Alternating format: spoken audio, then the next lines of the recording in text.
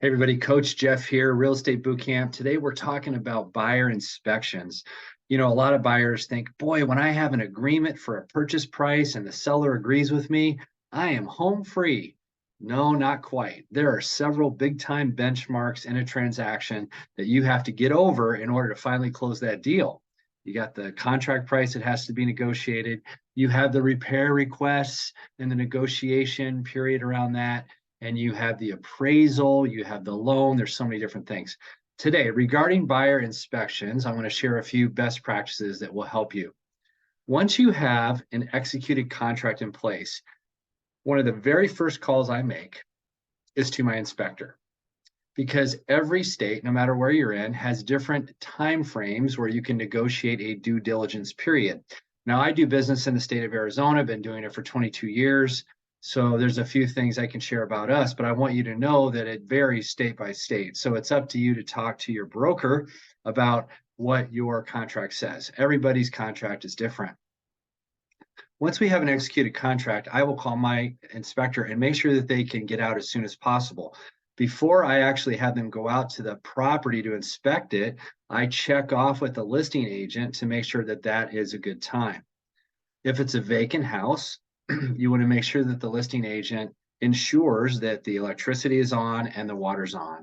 All parts that need to be inspected need to be on, or else we're going to have a problem with inspecting everything. That's kind of key. One of the things I will explain to my buyer is that the first inspection is done by a general inspector. Typically, general inspectors don't have a very, very deep knowledge of any one particular area of the house, but they have a very good broad knowledge of the whole house. That's why it's a general inspection. So the quicker you get that done in the due diligence period, the easier it is for you. For example, in Arizona, on the boilerplate of the contract, we have a 10-day inspection period. That means that you have 10 days to inspect the property. So I will try to get that general inspector out there as soon as possible, maybe day 2, maybe day 3 in the process. The reason is if they have any findings that require additional due diligence. Perhaps we need a roofer, we need a plumber, we need somebody to look at the foundation, a structural engineer. Any of these things are essentially really important to buy some time. That way you can still send out that second inspector and still get under the time frame you're supposed to inspect the property. If you have an inspection period of 10 days, that means that you can do anything as long as the buyer and the seller should be allowing you access to the home. You can look at anything you want in the home because this is your purchase. And that is called your inspection period, your due diligence period. Depends on what contract you're dealing with around the United States. So you get them out there, and then if you have something else in need, you get a secondary inspector out there. The actual inspection itself typically takes about 2 to 3 hours, depending on the size of the house. I like to actually come meet the buyer when they come meet the inspector at the end of the inspection. Typically, inspections usually run in the morning or they run in the afternoon. For example, you could have an inspection that starts at 1 o'clock, and at 1 o'clock, you could have a inspection till about 4, let's say, and the buyer could show up at 4 o'clock. Sometimes the seller's actually present. I ask the listing agent if the seller will be present. I always encourage them to have the seller go somewhere else. That way the inspector is not interrupted with anything and they can get around the house pretty easily. I certainly encourage the listing agent to have the seller leave during the buyer summary review with the inspector. That's where the buyer will show up at the very end, let's say 4 p.m. And that's where I typically, as a buyer agent, will meet the buyer at the property to help look at any of the inspection items that are on the summary report from the inspector. So those are very key. And as soon as I get that summary done, typically a good inspector will have that in my inbox that evening, that entire report, or definitely the next day, if not that night. We've had so many technological advances in the area of inspections where we have now moisture sensitivity instruments where they can pick up mold, all kinds of things. We have sewer scopes that are very advanced, all kinds of different things when it comes to inspections.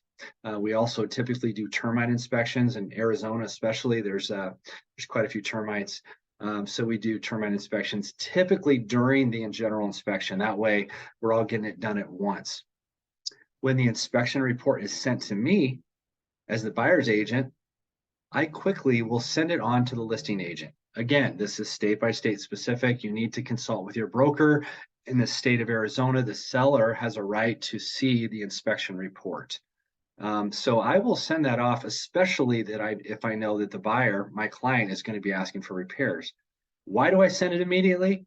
Well, because there is an emotional response that the seller goes through when they get the buyer inspection report. Even though the buyer paid for the inspection, and the inspection in Arizona typically runs around $400 to $500. When they get that inspection report, there's an emotional response, meaning that somebody just picked apart their house, right? And there's going to be things that are wrong with it that the inspector's calling out. I typically like to send that right away because they need some time to process that. I'm not going to actually typically encourage my buyer to put in their request for repairs until several days after that. In fact, I wait till the very end of the inspection period. In my case, usually day 9, day 10. If I was able to negotiate a longer inspection period, that's even better. I tend to wait towards the end of it because as every single day goes by in the escrow, the buyer has a little bit more leverage. The seller is more tied in because the seller can't just walk away during the inspection period. The buyer has most of the control.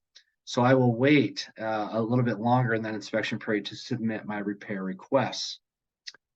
And the reason I send that earlier to them is I want them to process that. And then usually they have an emotional response the first day. And then they wake up in the morning and they go, yeah, those are the things that are wrong in my house.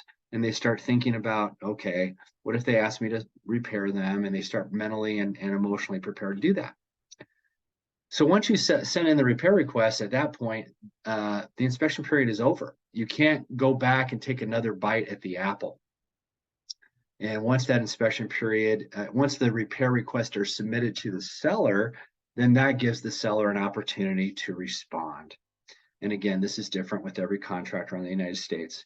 After the seller responds, then the buyer typically has one more round of deciding if they want to move forward. If the seller doesn't want to fix anything, or they could offer different things. They could say, I don't want to fix anything. I want to fix some things. I want to offer a credit in lieu. There's different ways the seller can respond. The buyer has the option to then move forward or cancel the contract. That's typically the way the repair requests go and the whole inspections in general. Oftentimes I'm asked, Jeff, should I get an inspection on a new home? I say absolutely. And the reason I say that is because I've worked in the new home industry. Yes, they're new homes, but some builders build better than others.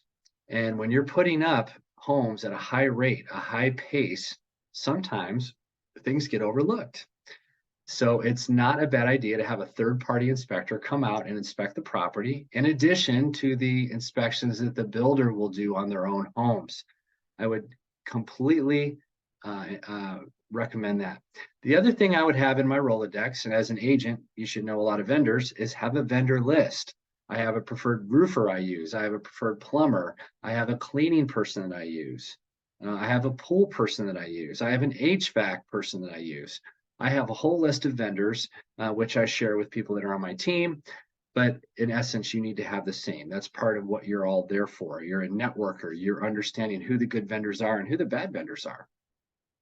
So once you get through the inspection process and that whole thing, you've really reached a really big milestone. At that point, typically the appraisal has been ordered already, or soon thereafter will be ordered, and then you'll have that next benchmark to get over. So you have several in the transactions, and I think the repairs and the inspections are probably the stickiest one out of all of them because there's a lot of negotiations that go back and forth between agent and agent. I typically like to do a verbal conversation with the other agent. If I'm representing the buyer, I'll have a verbal conversation on hopefully coming to a win-win verbally and then putting it on paper. It makes for a lot less back and forth and a lot more clarity.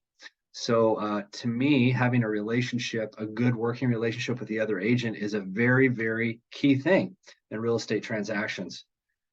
We don't have to be an adversary to the other party, but we do need to represent our client in a fiduciary manner. So it's important that we're fair and honest, but also fiduciary to our client, working well with our client and also working well with the other party to come to a win-win. So hopefully that gives you some ideas on repairs and the inspections for buyers. One of my favorite things, I love homes.